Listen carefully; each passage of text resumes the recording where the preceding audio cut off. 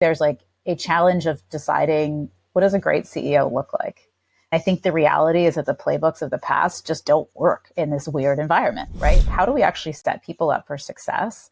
I think one of the things that we're seeing more and more of where you see a really successful CEO is where you have a really great executive chair. I think it takes a lot of time to understand what makes somebody operate and tick the way that they do. And understanding their background and how they made the choices that they made and why they made them and when they failed and when they were successful, it comes from time. And if we don't take the time to really understand people, we're never going to get it right. This is Second Opinion. I'm Christina Farr. I'm Zenooz. And I'm Luba Greenwood. Welcome to the pod, where each week we navigate what's really going on in healthcare through strikingly candid conversations with the entrepreneurs and investors leading the charge. As your co-hosts, we promise to bring the perspective of a former journalist and investor, a doctor, a lawyer, immersed in the future of medicine with life sciences and digital health. And we're here to sift the signal from the noise in all of these conversations. Thanks for joining us. Let's dive in. Make sure you stick around at the end of the interview for our debrief. Hello, everyone. Welcome to the Second Opinion podcast. I'm here with my usual cast of characters, Luba Greenwood and Zenooz. And we have a special guest here today, Sonia Millsom, who is a good friend of mine. You don't know Sonia already. Well, you should, first and foremost, because she's one of the top search professionals in the industry. So if you need a new job, you should be talking to Sonia. She is the CEO of Oxeon, which does both the venture studio side of things and also recruiting. So it's a really unique model that you don't see everywhere.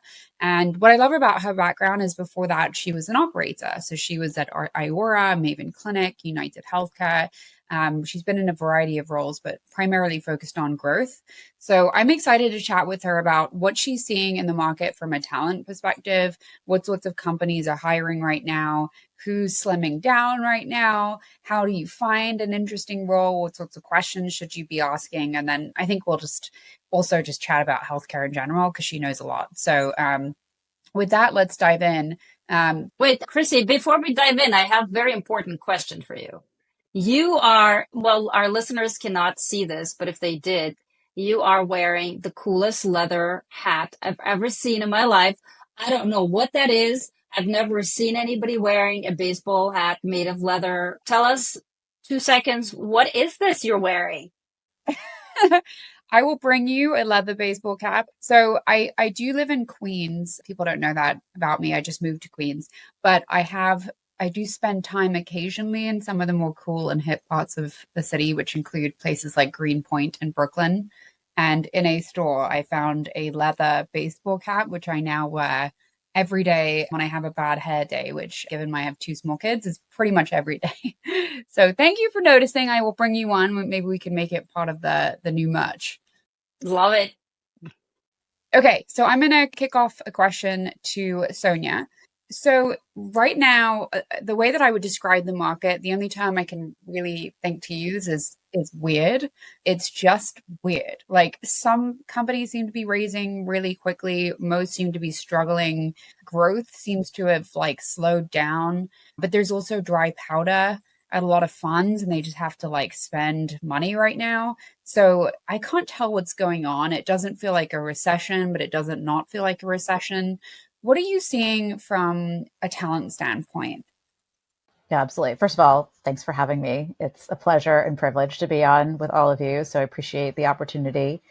And I think you've summed it up well. It's a weird market. It is a very dynamic market in the sense of we still are seeing things funded on the seed stage of the market. And we are seeing now a lot of aggregation starting to happen on the PE and later stage side of the market. And then everything in between continues to be squeezed overall. And obviously the impact of the deployment of capital and deals being made is really what also impacts the talent market and how people are thinking about it. And so over the last couple of years, and particularly I'll be hitting my 2-year anniversary of Oxeon as CEO in September. And when I first started, there were still a really big run on talent, right? We were kind of in this back to the Great Resignation, to the great. Now, like kind of we're in this great reflection period. And then now it's like, hey, I'm thankful to have a job. And really what we saw was this a lot of focus on stay alive until 2025 and a focus on chief financial officer and chief operating officer, which is what everybody was focused on in order to create sustainability and ensure they had runway. We're actually now seeing that some of these companies are saying that, hey, we actually think we are going to make it to 2025. And we want to start putting growth on the fire. So we actually are seeing a huge uptick of growth roles and sales roles in a number of organizations that are saying, okay, we see the light at the end of the tunnel and we want to start to go forward and move fast because we know we need to continue to drive growth in addition to sustainable profitability for the long term in order to get to an exit. So that's really, I mean, I agree with Chrissy here. It's just a weird time. I would say it's a bit of a paradox, right? Like tech stocks are soaring, a lot of buzz on AI, but while we were seeing a wave of resignations, like you said in the past, there have been a lot of quiet layoffs happening at big and small companies. And so that makes a lot of sense. But I'm also seeing in the last, I would say, few months, there's also been an uptick in CEO firings as well. So it's not at the lower levels. A lot of like recruiter calls coming for new CEOs. What's happening in that space? And why do you think there's a change happening in the C-suite, especially at the CEO level? Yeah, I think we're seeing a combination again, lots of hiring that was done back in 2022 and 2023, people that were at the beginning of their hold periods and saying, okay, how is it that we're going to get to, again, profitability exit? You're now seeing that they are not seeing the results that they need to see and that the next 2 years are critical for what that looks like. And in order to ensure that you have the right talent in place, as well as thinking about what the pivot of these businesses need to be in order to survive for the next iteration, you are seeing that change and it happens at the top. I think also, quite frankly, there's like a challenge of deciding what does a great CEO look like? I think we've had these pattern recognitions of like the person who's been there and done that and they have a playbook.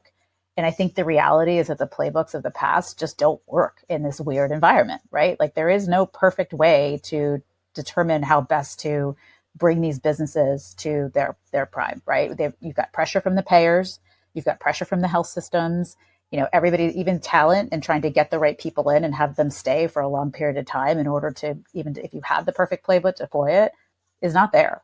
And so you really need a different way to think about it. And most of these investors also haven't been through a downturn. Many of them have not seen the past markets and they don't know what that looks like. And so some of the solution is to say like, hey, we've got to move the CEO out. And that might be the answer at some points for sure.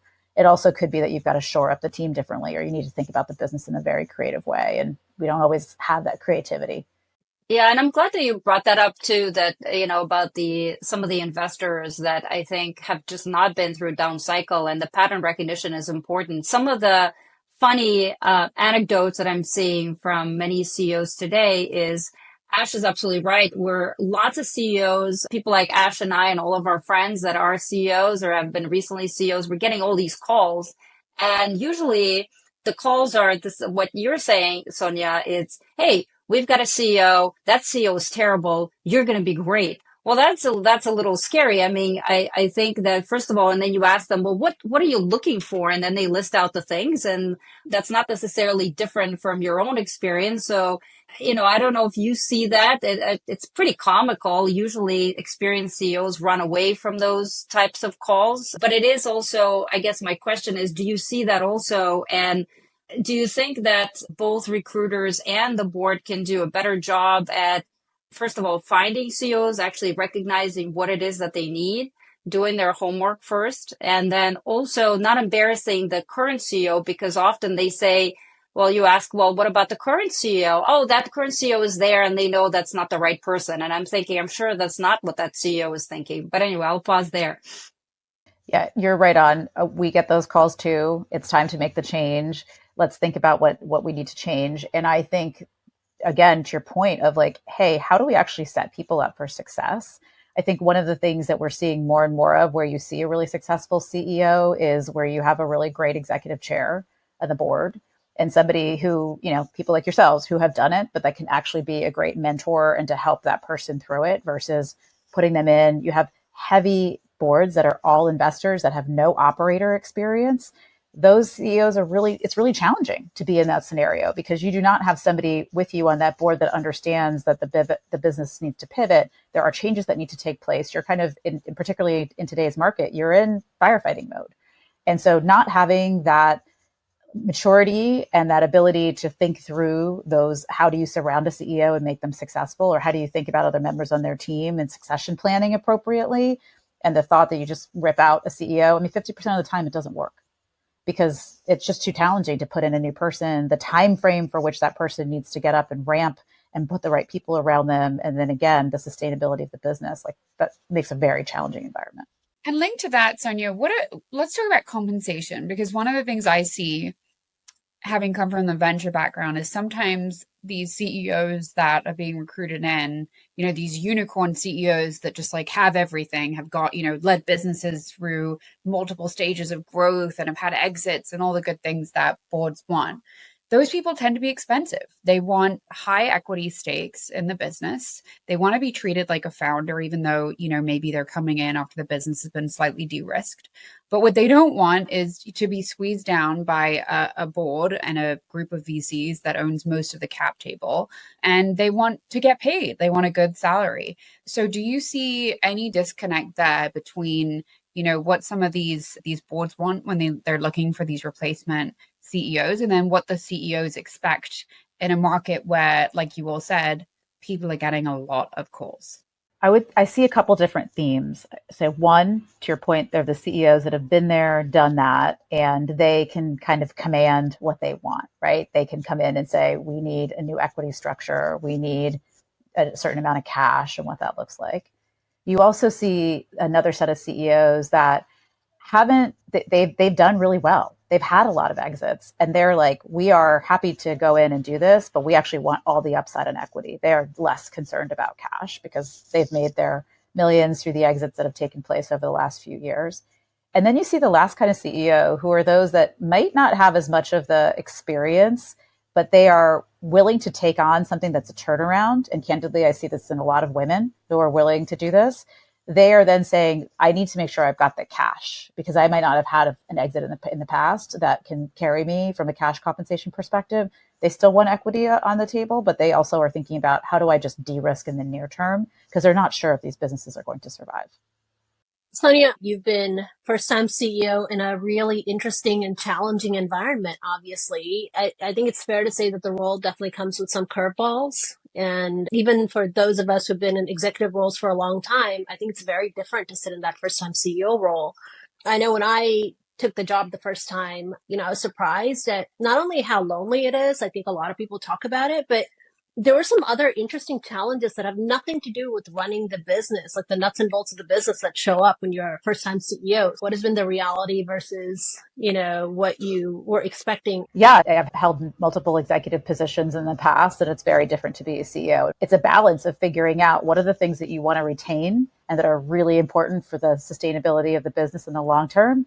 But then what are the things that just have to change, both because of the time and the market dynamics and the reality of myself as a leader. I have a very different way of thinking about things, and I've built systems in multiple companies over time. And our whole goal is to make Oxeon a long-term, sustainable, generational firm. It's not an up and out exit type of environment, which is a different thing that you're building for. So I think back to the question on, what that looks like, it can be very lonely. I'm really lucky to have multiple people who I can rely on for mentors and just be really candid about saying, hey, I have a question about this, or I'm struggling with this, or how would I approach it? And Trevor has been amazing as part of that as well, too, and trying to help me think through things when there are challenges and choices to make. I also think it's important, again, that when you do put in first-time CEOs, you really surround them with an exec chair that has a great experience and, again, who can help out, think about what are the things that you need to think about, have seen some of these around the corner situations that you need to address, and can help mostly, I think, on the decision-making and the clock speed on the decision-making. I think that is the thing that is the most important that as a CEO, right, in terms of what we think about.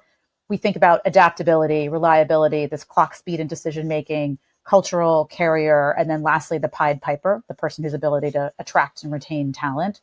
But that clock speed and decision-making, even when you make some decisions that are wrong, is paramount, I think, for a new CEO or any CEO. 100%. It can be a company killer if you can't make that call quickly, right? Good or bad. So given that, Sonia, again, are you putting people in, or what is the appetite from board and investors to bring in first-time CEOs? We are putting in people who are first-time CEOs. And I think many times they, frankly, sometimes they start with the aspiration of like, hey, I want that person who has been there, done that. And then I think the reality of like actually putting in somebody who's a first-time CEO that can help and think about the business creatively is a better bet. And again, you want to make sure you are surrounding that individual with tremendous assets around them to help them be successful, and giving them the leeway and the runway to make sure that they can put the team around them that will help them drive it. Because it is, of course, the CEO who drives most of it, but they've got to make sure they've got the right executive team around them to help that. And not just execs, like below, right? 2 to 3 levels is really where you see the most high performance. All right, Sonia, I'm going to give you a little bit of a quiz. So, all right, we've got, imagine a hot color, like we'll give red as our hot color and our cold color is blue. I'm going to give you a category of health tech, and you tell me if it is bright red, super hot, everybody wants to work in that category of health tech, or it's blue cold. I'm just kind of keen to get like your sense of like what is trendy right now for people looking at roles. Okay, so health and AI. Red hot. Red hot. Okay. Tech-enabled services. Oh, is there a medium color? Purple? Purple. Yeah, purple. Diagnostics. Red hot. Red hot. Interesting. Okay. Luba's gonna be curious about that. All right, people, give me a few more. Biotech, women's health. Red hot. People want to be there. That's where I was thinking about some of the diagnostics of like areas, particularly in women's health, where there are some diagnostic work being taken place. That's how I was thinking about it when I was thinking about the red hot. Okay. VC backed versus private equity backed. That's a tough one. Depends on the person and their risk tolerance. So the like, hey, I'll just take the high upside on the equity on the VC is much scarier to people, I think, these days. And they want a little bit more security, which private equity has the demonstrated outcomes on. Care delivery versus health tech, like pure health tech. I think care delivery still brings people forward because they believe that like it has an opportunity to change. So I would say that would still be red, where people are looking for things to build and what they want to actually make an impact on patient care as well as with providers. Behavioral health. Red hot still. Red hot still. Interesting. Patient engagement. Blue. Medical device? Frankly, we don't see as much on that. So I don't want to make a choice there. And what did you say for biotech? I think I missed that. For biotech, we are seeing opportunities there. People are very interested in exploring. Again, where there's new technologies and your point earlier on the AI, like where is there crossover that people are seeing? But what are you seeing? Again, you would know better. Yeah, Luba, tell us. So what I'm seeing in biotech, so you're absolutely right. It's red. Well, I wouldn't say it's red hot. It's heating up from blue to purple. And there are some colors maybe in the red in certain areas, especially if you're a clinical stage asset and obesity, you're definitely red hot. And what's interesting is that also requires a very different type of a C-suite. So not just CEO, but everything from a CBO to COO, CMO. It's very much specific to a therapeutic area. And since a lot of experience in biotech has recently been built up in immunology and oncology, it's difficult sometimes to find those seasoned experts in the field of, for example, neuro or cardiometabolic, because it's even if you were a repeat CEO or COO, it's a different ballgame altogether. It's different strategy, different costs, different time to the clinic. So a lot of those things are quite different. Some areas like cell therapy and gene editing is completely, almost entirely off the table, sadly. Even those were promising areas. I'm not sure if you've just seen, for example, layoffs in places like Tome Therapeutics. If you're preclinical, very little interest. So it's definitely a tough time right now for many biotech companies at both the top level and mid-level as well. And you know what's interesting? One question I had for you is, because there have been so many more layoffs over the last 2 years, and again, something that people have switched to biotech, as an example, in biotech from pharma, where you were at pharma, you had a comfortable job. The terms that you negotiated when you got your offer were pretty similar across the table. It really depended on the level of your job. And then people got their offers in biotech. And one of the things they realized is they didn't negotiate those offers, even at the C level. They didn't negotiate them very well. So when there were layoffs, a lot of them sadly were on the street and without many protections. And are you seeing now that people have been burned, they're a little more educated about when they're putting together an offer and negotiating for more protections? 100%. I think people are thinking about everything from severance to acceleration of equity to, again, cash payouts on things, based on where things are in a pipeline, for example. You're seeing points around triggers, secondary triggers. And so there's a lot more protections that people are asking for. Again, the understandably, in the world that we're in, the risk tolerance is decreased. And people want to make sure they're taking care of their families and taking care of themselves. Yeah, I want to ask you about that, Sonia, because I do feel that there is so much information asymmetry. Having now been on the VC side, I've been somebody who's been given, options as well for advisory work. And, taking it like a few steps back, these options, they're an option to at some point purchase equity. And I don't even have the information to know when the right time is to do that and when is it kind of going to be worth anything. And you think about what these employees sign up to, assuming that this is going to be worth something. And I've seen people, literally lose their kids' college educations thinking that their equity is worth something when it isn't. And so I would love to hear from you for those people that are in that space of feeling that information asymmetry. How do you get ahead of that? Like, what questions should you be asking? What lawyers do you need to be talking to? What questions do you ask the VCs so that you can get smart and informed and not just sign that agreement completely blind and realize you've been kind of, excuse my French, screwed a decade later? Well, I think there's pieces of it, to your point, Chrissy, on what is the equity and what is the value and how do you understand how options operate? And you need to think about the different scenarios. So you need to think about the scenario where it's clean terms through the exit.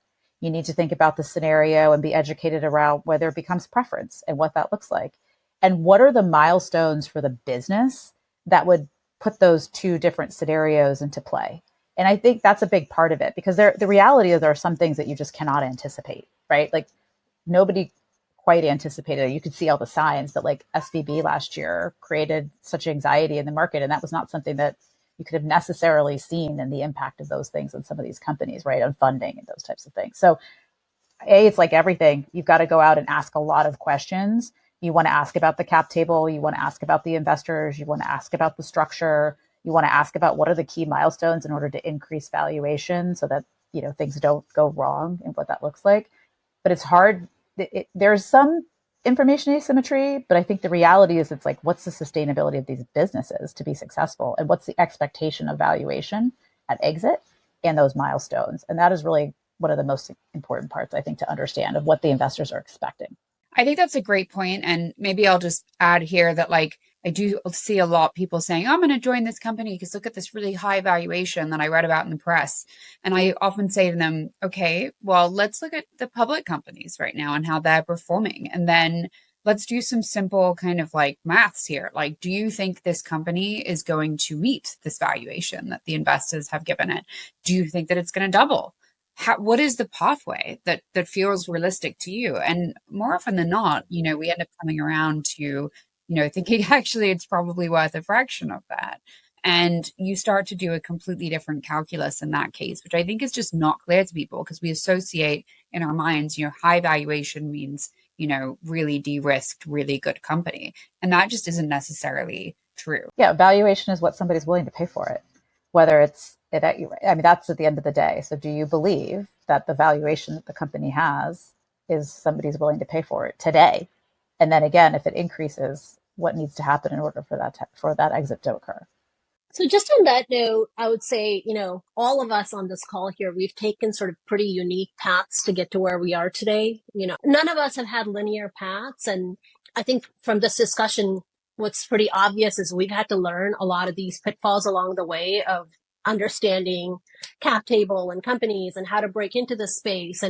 But I still, despite all of this, Sonia, I'm still getting a lot of calls from hospital execs and doctors and nurses asking about how do I break in? How do I get into tech? I want to dive in. Things are so exciting out there with AI. I'm not sure that they know exactly what questions to ask and how to get in. And, you can do this organically, but how does your company or how do they engage with recruiters to break into this industry? And how do they engage with recruiters to actually guide them? More specifically. Yeah, I mean, the other part of the market dynamic over the last 2 years is that we have so much inbound right now. So we have a lot of people who come to us and ask all of those questions, Ash, and we talk to them about what are they really looking to do? What do they really want? How do they want? What kind of opportunity and impact are they willing to make on a company? What does that look like for them, right? In terms of what that is. And I think the other thing I believe is really kind of trying before you buy, if you have that opportunity. I know that's not available for everybody, but the opportunity to actually advise or consult with some of these companies before you sign up for the full-time job, I think is really important to understand how they operate, get the sense of how, you see the culture around the organization, not just from the company, but from the investors again. And being able to see that and interact in that way is the best way to understand how these environments operate. And we are seeing more and more of that even on the board way. So we have a break into the boardroom program that we have at Oxeon where we help facilitate putting women on boards. We get the same question. I'd like to have a board role. What does that look like? We talk to them and we are doing opportunistic introductions all the time to investors as they're thinking about how they are diversifying their boards and what that looks like. But the reality is you've got to gain some trust and credibility there. And the best way to do that is by doing some advisory role work in addition to thinking about, again, boards or other ways to participate. Yeah, I agree. And what's interesting about the board, I've been on many boards and, public and private, and you're absolutely right. One thing that people underestimate, even if they have, especially if they have not been in a C-suite, but even if they have been in a C-suite, but not in a venture-backed company, I think they do underestimate the problems that could happen if you have an all investor board and how to really navigate, and the importance of the chair. In many of the boards that I've been on and my friends have been on, and I have been a chair, and I take that role very seriously. It's a hard job. A lot of people say, okay, I'm a chair. Okay. Well, what does that mean? To your point, the job of a chair is to help the CEO get decisions very quickly. If you're just a chair and you call in a meeting and you say, let's get started, that's not being a chair. How do you see that? And I don't see that much of chair training and, also helping CEOs choose the right chairs that are actual real mentors versus a secret oversight of them by the venture firm, and usually the most powerful venture firm. Sometimes actually having that type of a chair is the biggest disadvantage to you. So how do you help CEOs and others navigate this and also prepare good chairs that know their jobs? Yeah, I think interviewing chairs is the same as you're interviewing your executive team, right? It is just a different way to think about it. And the same way that you want to be hiring people that are complementary to your own skill sets and can fill gaps that you have, being self-aware, I think is the best and most important trait of a leader. We all can't be perfect at everything. So knowing what are those things that you are not good at and where you need pushes is what you do on your team. And you need to do the same thing with the chair. So understanding and really deeply interviewing people, not just because of the brand or they've had this many exits or they know so-and-so. I think that's the other thing. A lot of board roles, it's I want to have brand, it's check the box versus who's actually going to sit and participate side by side with me to help me be successful in what I have to accomplish, which is really hard and lonely, as you said, Ash, sometimes, and what you've got to do. So talking to them about, what their experiences were. Have they been an exec chair, board chair before? What are the things that they learned when they were CEOs, if they have been one? What are the things that they think that they could be the most helpful with you as you are navigating challenges? Is it on the financial side? Is it on the HR side, or with recruiting people? Is it around contracting for your business, for what you do with payers or health systems? Like really understanding in depth what it is that they are going to bring, and then bringing that to the table at the times of need is what you need to be doing when you're looking at your chair roles. This has been a fantastic discussion. I'm going to drop off so I can go make sure I'm moved in, and you guys continue. Good luck. Thanks, Ash. Take care. Good luck, Ash. Thank you. So, Sonia, I have one very quick question. Well, I don't know if it's very quick. One thing that I'm hearing, I'm part of the Biotech Sisterhood. And so CEO Sisterhood, we chat quite a bit and share stories. And, what we find interesting, and some of the other CEOs, especially those that are employed and have jobs, they have a lot of recruiters reaching out to them. And usually what happens is they recommend somebody for a role, or they say, okay, maybe this is interesting, I'd like to hear more. And then they get ghosted. What happens? Why do firms do this? Why do firms reach out to C-suite executives and then not follow up? That's not a great practice. I think the reality also is, I don't know how familiar you are, it's a little tangent here, but like how most exec search firms work, which is really on a commission basis. The term headhunter comes from going after people, being on a commission basis, focusing on the placement, and it's a very transactional component. That is not how we operate at Oxeon. Very intentionally, Trevor started this and said, I want to do it differently. And we are a team-based approach. And so you get the entire team. So we are constantly cultivating the network. And when somebody reaches out and we want to ask for something, we'll make sure that like, hey, let's understand what you're interested in. We might not have something for you right now, but ideally we're telling you that and saying we're not, there's nothing for you here, but like, let us think about it. Or we let people down, like when we say, hey, like, I know you're interested in this, but it's not going to work out for here's the reasons, but maintain that relationship. I mean, it should be around relationships. And when I did my own diligence on Oxeon, when I was coming in, it was one of the things that I heard the most about, like, hey, we're really thankful for the way that your team interacts and operates with us because they treat us like people and they're thinking about what we want versus what just the company wants or what the investor wants. And so sorry that you've had that experience, and that, hopefully is not the way it should. It definitely is not the way it should be interacting. The whole point is this is like people treat it as a commodity, and it's really frustrating because it's about people. I mean, it's the people on your team that make the most difference and impact on a business's ability to succeed.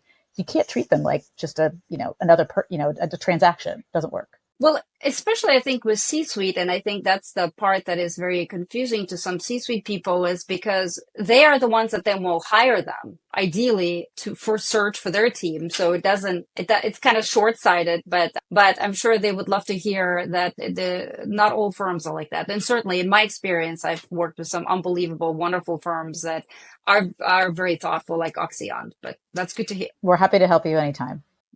Thank you. Thank you. Now I know where to go. There you go. Chrissy, you had a final question. Yeah, I mean, I think it was a really great point on just the importance of people. And we don't talk about that enough when we evaluate companies. I wanted to just maybe ask a final question on just what, when you're doing all these interviews and trying to get a sense of people, do you have just like a great question that you find yourself often asking that really gets you to the core of like who somebody is, or at least gives you more of a glimpse than just like the bog standard interview questions that everybody always asks and we all kind of have prepped responses for? Like what's that one question that we can kind of try out ourselves the next time we find ourselves looking to get a gut check on someone? You're not going to like my answer. I don't believe that there's one question.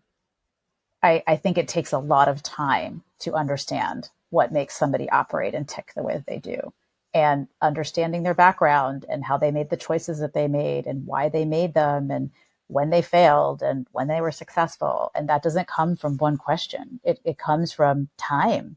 And so people who are like, I do it in 30 minutes and I can tell you that this person's the next CEO is just not giving you the right amount of time and effort to understand. And if we don't take the time to really understand people, we're never going to get it right. And so we've got to, when we're doing those interviews, 5, 10, sometimes 20 hours that you're spending with somebody between in person and not just on Zoom, and like understanding how they interact and seeing the body language. That's what you need to do. I don't believe it's like one question. I love that answer. Absolutely love it. And you're absolutely correct. And one of the things I have also myself started doing is I noticed that if I interview somebody, I usually try to do it 3 times. And it's shocking. In my experience, about 80% of the time, the second interview, it's like a completely different person comes than the first time.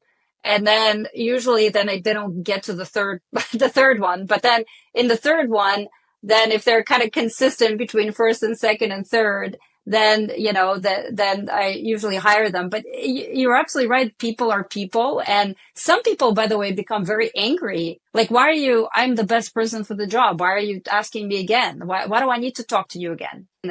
And almost they don't straight out say that, but you can see a bit of the frustration versus understanding that I'm going to be working and building out my C-suite. I'm going to be working with this person every day on text calls, meetings, constantly, that there has to be a great working relationship with that person. Yeah, so I completely agree with you. Usually for me, 3 times at least does the trick. Yeah. And in person, I think that's the other thing that's really lost today. We're making so many of these decisions via Zoom, which is fine. It's obviously convenient, but if I'm hiring somebody for my team, I'm going to go meet them in person multiple times. And to your point, see, is that interaction consistent? What are the things you learn the second time? It's peeling back the onion every time you have a conversation to learn about a person. It's not just like the one, again, the one interaction. I don't think that, and I don't think people are always willing to give the time, quite frankly. That's the other component of like finding a great CEO or anybody. You've got to like be invested in spending the time and really learning. I think sometimes we take people out too quickly because we haven't spent that time, or we go too fast because we just, again, believe in that pattern recognition, which I think is not the way to approach the talent needs of today.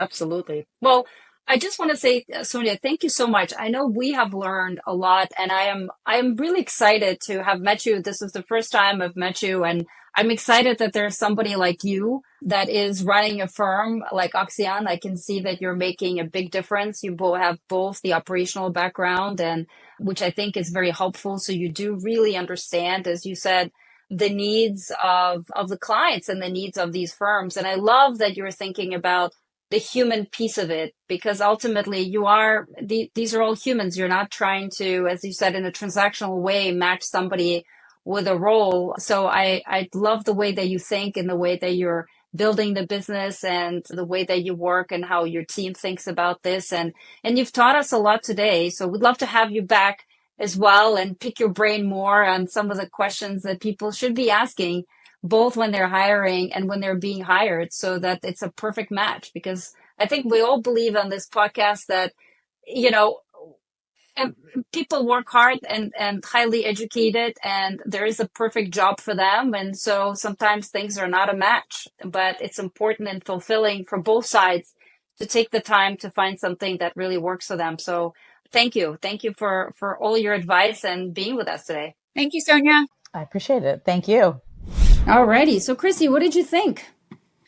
I found that conversation really valuable. I always love talking to people in such, and it's been a preoccupation of mine throughout my whole career, because they honestly know more than anybody else in the industry about what's really going on. Imagine, you're recruiting full time.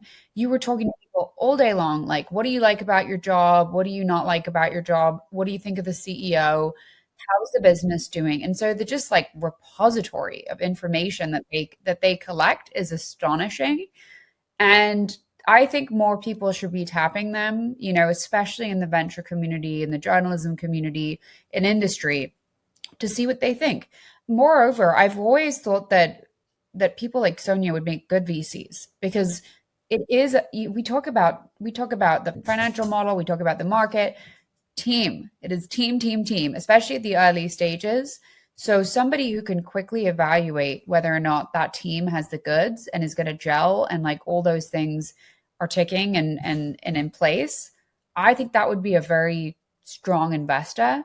But we just end up hiring all these people out of finance, and I think it's disappointing. Like, to me, this is like a very interesting role that we don't leverage enough. Yeah. So I completely agree with you. It's interesting because I also work very closely with a very few select search firms, more not even for search, but for doing my diligence. So doing even diligence when I'm looking to invest in companies, or if I'm looking to start a company and which VCs to bring in, because as you know, VCs do quite a lot of diligence and they have their networks in order to, let's say, check out and see if a certain C-suite person is a good fit.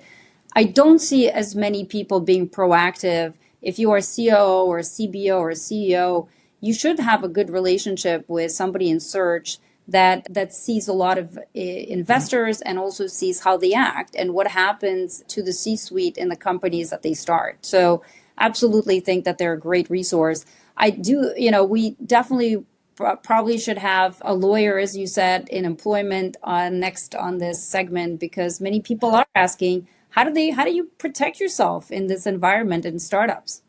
I completely agree. I think that would be very valuable. So if you are an employment lawyer who wants to give us some really good feedback on just how do you protect yourself as an employee, what questions should you be asking in these sorts of interviews? And then, also when you get back paperwork, what do you redline? How do you negotiate? I would really appreciate that. I think our audience would appreciate it. But I thought Sonia today had some great points too around, what people should know and what's going on in the industry right now. And if you are someone that could take on a CEO position, just know that you are a hot commodity. And you are in a position to be able to ask for what you want, whether that's more salary or more equity, because, everybody's looking for these CEOs. And I think we're all seeing it. We're all getting not necessarily me, but I know you two are getting the cold. So it's an environment that even though it seems like there's scarcity in the market, if you are that kind of person that can lead a company, you're going to get a lot of options. Absolutely. And also take the time to respond to an offer. This is something that we also see. People get excited, they want to respond, but I would say, yeah, and you heard it from Sonia, take some time, negotiate it. You have the power, especially when you have an offer out.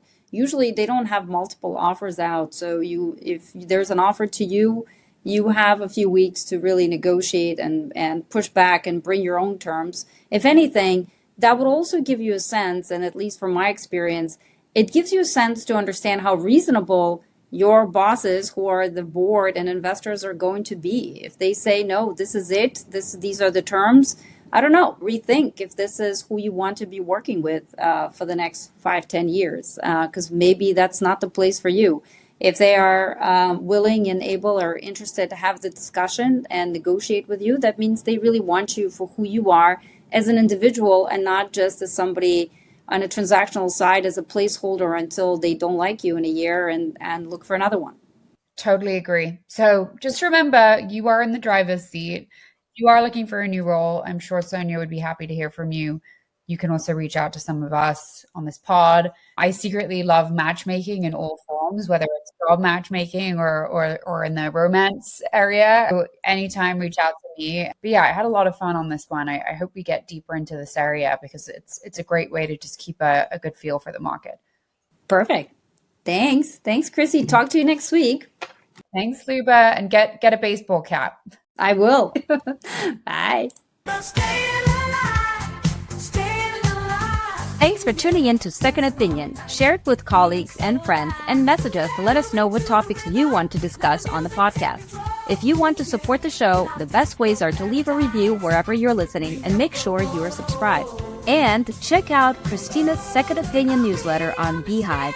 A link to subscribe is in the episode description. Second Opinion is part of Turpentine, the podcast network behind Turpentine VC, Age of Miracles, and more shows for experts by experts in tech.